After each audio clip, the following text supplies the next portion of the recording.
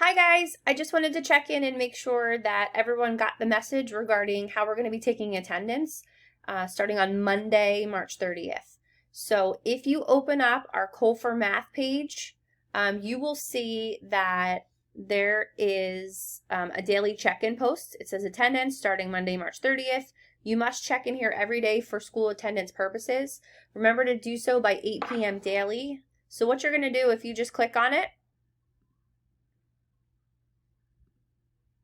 okay, it'll take you to a Google form, and all you need to simply do for me is to find your first name, and once you highlight your name, you're just going to hit submit, and then that will send it to a spreadsheet that I'll then share with the office. Please let me know if you have any questions. Again, this isn't starting until Monday, March 30th, but if you want to practice for Thursday and Friday, even today, go for it.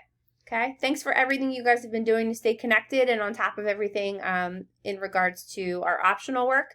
Starting Monday, it's no longer optional, so make sure that you know how to get connected and you know how to find your assignments. Take care. I miss you guys so much.